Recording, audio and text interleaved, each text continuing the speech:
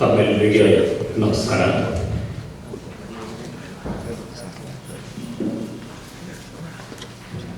Good morning to all of you, and my pleasure to wish you all a very happy New Year 21. We have had a very beautiful session, the first session,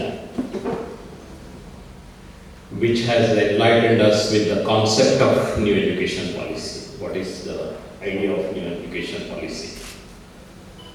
Dr. Venkatesh and Dr. Saidapur have spoken brilliantly, and they have highlighted the key aspects of new education policy, its details, and why it is such a very important document. Now, we have some very, very eminent people here on the dais. We have Shri Father, Reverend Father Melvin Pinto, who is presiding over this session. I welcome him again to this session. Welcome, sir.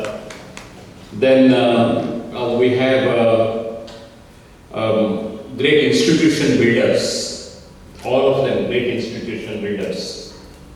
Dr. Mohan Alva, Dr. Yashovarma, Dr. Sri Muralidhar Prabhu, Dr. Arun Bhagwat. I wholeheartedly welcome all of them. I request the audience to give them a very big the great institution builders of this region, of the coastal region.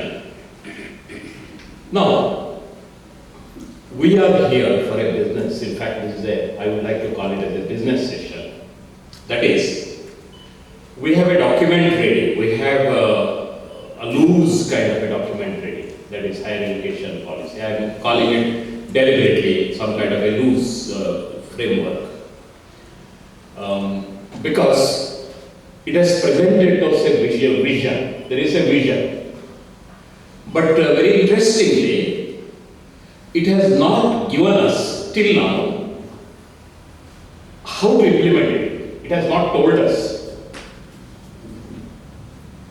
Well, what is the vision? Let me very quickly sum up. What is the vision? The main focus of the new education policy is on deregulation of education. Deregulation. It has deregulated education to a very great extent, particularly higher education. And three important aspects of this deregulation are: one thing, it has agreed to remove affiliation system, number one. Number two, it has agreed to create autonomous colleges, more and more colleges. Obviously, when there is no affiliation system, they will become autonomous. Autonomous means they can devise their own syllabus, they can create their own syllabus, they can create their own teaching methodologies. And then the third thing is, it has given a 3-year degree or a 4-year degree option. So that's also very important. So that means it has created for us a very dynamic kind of a loose framework. Very dynamic it is. Now, very interestingly, it has not told us how to do it. Very interestingly. I think that is a brilliant strategy on their part. Well, before going to what is the strategy, let me also tell you one or two things. That is, there are 2-3 core areas of this policy.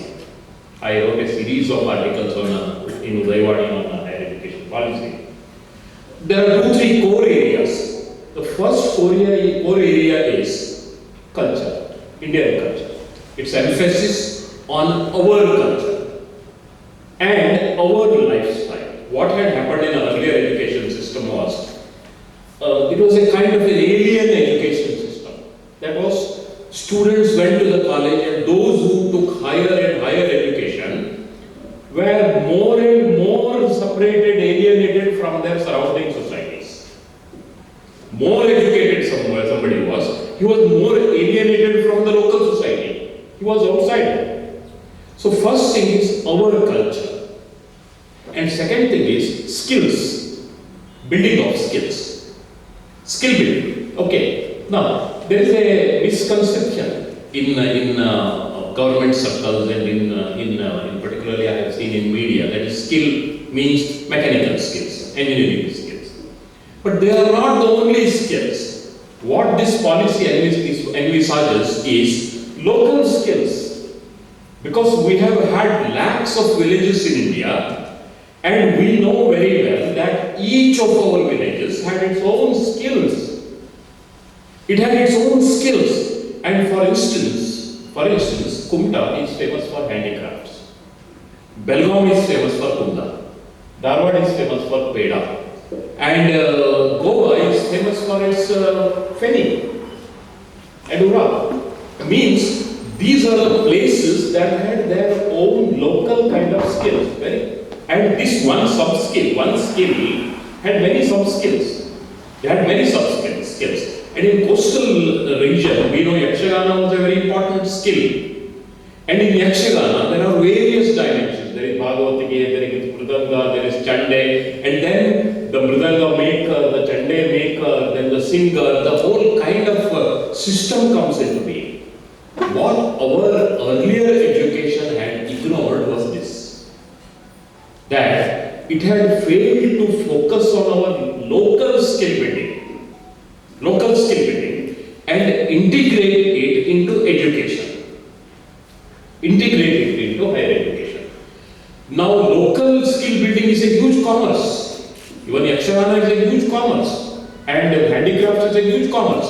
And local variety of local taila making in Angola is very famous. Local massage making, very famous.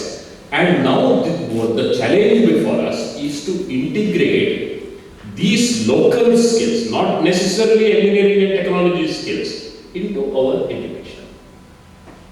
This is the challenge before us. So culture, local culture, when we are able to bring local culture into education, we bring local skills into education. I think this is what is the opportunity before us. What new education policy, what it has opened up in front of us is this opportunity. That is, we can integrate our local skills into our education and grow.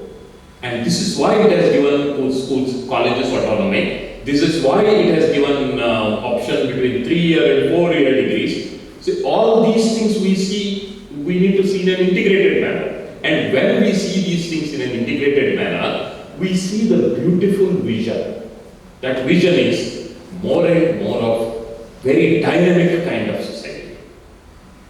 Well, not to take a long time. See, this Udupi town, very beautiful town, and I believe this is a image, a metaphor or a symbol for our national kind of vibrance, our national vibrance and national talent, because this is the place, religious place, which is strongly oriented in a local culture.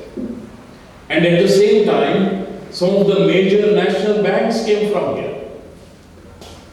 Globalization also happened from here. And skill building happened from here. So both things came together. And when these things come together, our education gets created. And local employment gets created. So the focus here, I believe, the challenge in front of us is this. And this challenge involves creating new curriculum. As Professor rightly said, we need to create a new syllabus for this. New curriculum needs to be created. New kind of setup, internal setup. Faculty, we have to reorganize faculty. Then we have to reorganize our entire working systems there.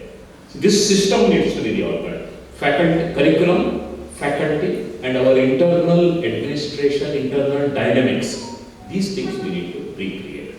And for deliberating on this, we have some very mighty celebrities. Let me repeat again. I'll be, with their permission, I'll be introducing them briefly, because they are all very great institution builders,